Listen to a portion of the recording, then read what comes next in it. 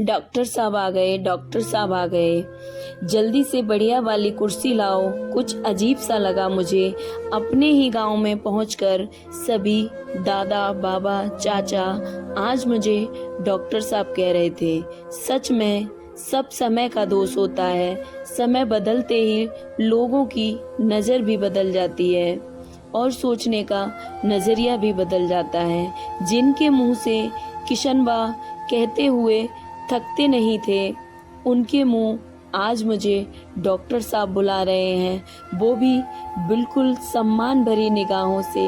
इनके पाक निगाहें यह बयां कर रही थी, अरे नहीं बाबा, मैं वही किशनबा हूँ, आपका छुटकू।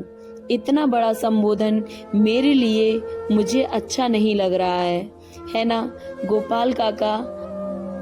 अपने चाचा की ओर देखते हुए मैंने कहा।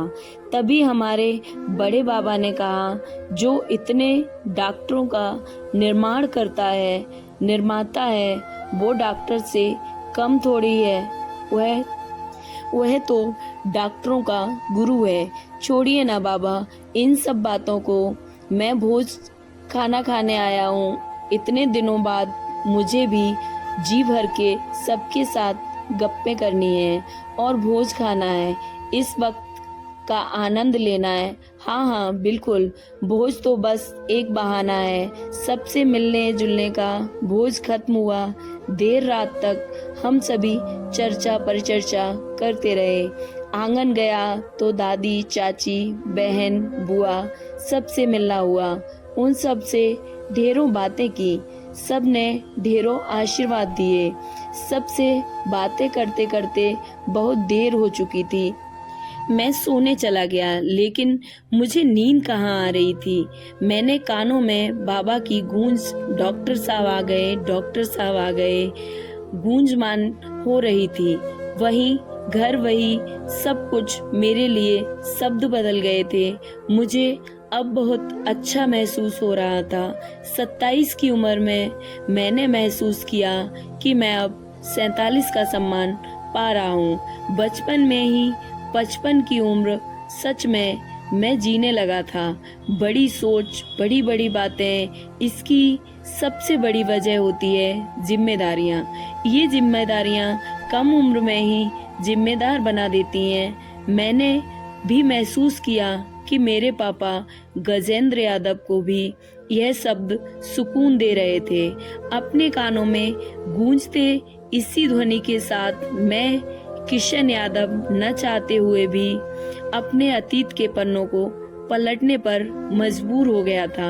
यहाँ आकर मकान तो नहीं, लेकिन प्यारा सा गांव में घर था हमारा। इस घर को स्वर्ग से भी सुंदर सजाकर रखती थी मेरी माँ शांति देवी। मेरे पापा गजेंद्र यादव, चाचा गोपाल यादव, दोनों भाई मिलकर बहुत ही प्यार से रहते थे। कहते हैं ना कि बच्चे घर से ही सीखते हैं। जब अपने पापा को चाचा से इतना प्यार करते देखता था, मैं भी अपने छोटे भाई ब्रजेश यादव से उतना ही प्यार करता था। दोनों भाई बहुत कम ही लड़ाई झगड़े करते थे। इसको देखकर मेरी माँ बहुत सुकून महसूस करती थी। इतना काम करने के बाद भी मेरी माँ जब आराम करने जाती, हमेशा कहती, मेरा बच्चा मुझे तंग नहीं करता है।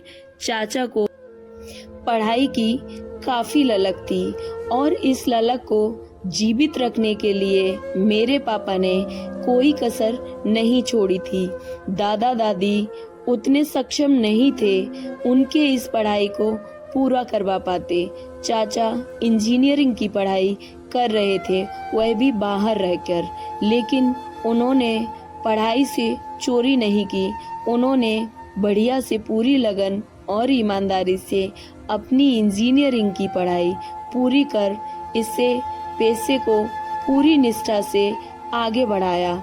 मेरी माँ कहीं ना कहीं चाहती थी कि हम दोनों भाई भी चाचा की तरह इंजीनियरिंग की पढ़ाई करें, और समय धीरे धीरे बीतता चला गया और मैं भी अब बड़ा हो गया था।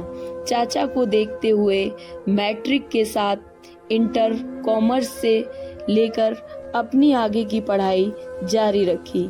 मेरी माँ हमेशा कहती थी, चाचा की तरह इंजीनियर बनना है, तुम भी उसी पेशे को अपनाना।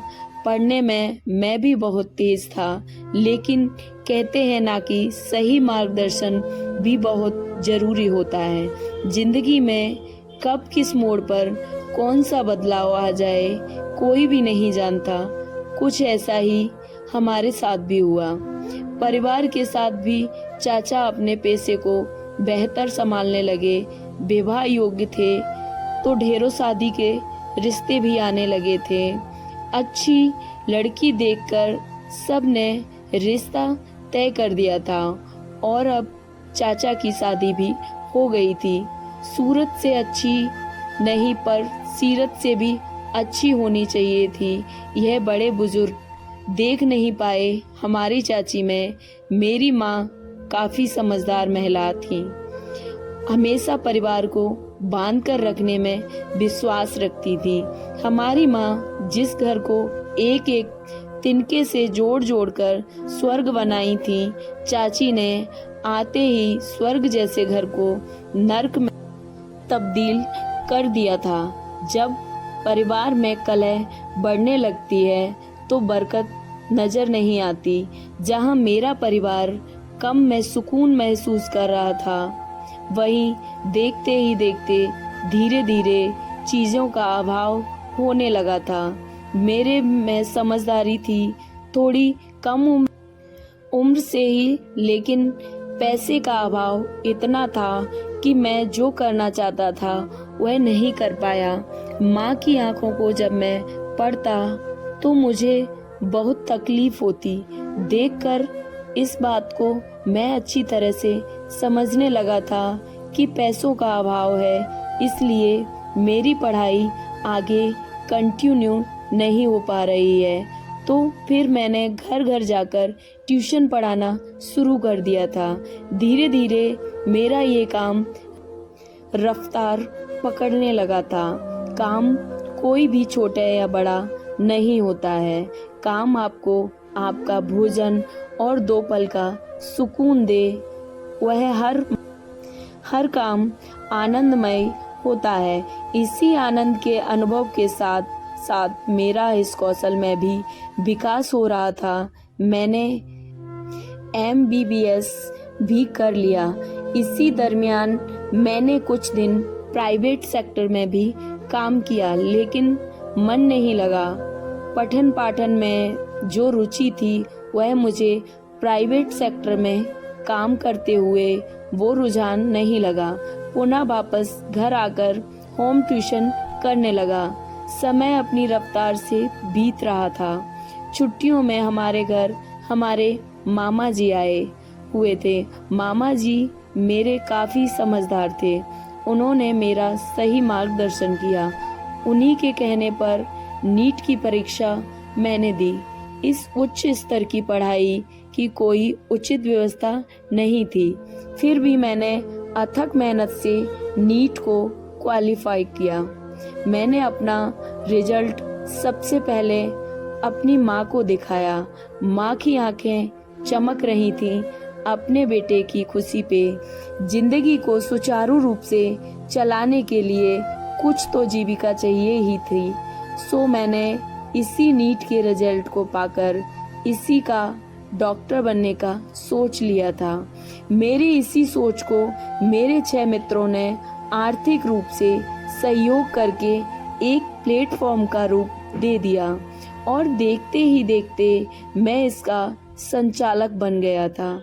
माँ की समझदारी और लोगों का इतने स्नेह मिलता गया। सफलताएं दिन दूनी रात चौगनी इस प्लेटफॉर्म की बढ़ती चली गई। वक्त ने करवट ली अथक मेहनत से। आज छुटकू किशनवा बहुत आगे निकल गया अपने जीवन के सफर में।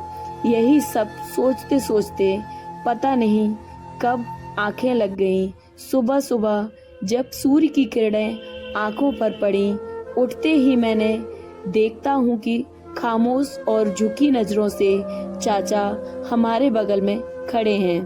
थोड़ी देर चुप्पी के बाद चाचा ने कहा, मुझे माफ कर दो, यह बातें मेरे सीने को छलनी कर रही हैं। मैंने उन्हें गले लगाते हुए कहा, आज मैं जो भी हूँ, जैसा भी हूँ, आपके उस वक्त के बदले स्वभाव की वजह से ही हूँ। मैं आपका अपना हूँ, तो फिर माफ़ी किस बात की। स्टोरी अच्छी लगी हो तो please like and subscribe. Thank you. जय श्री कृष्णा।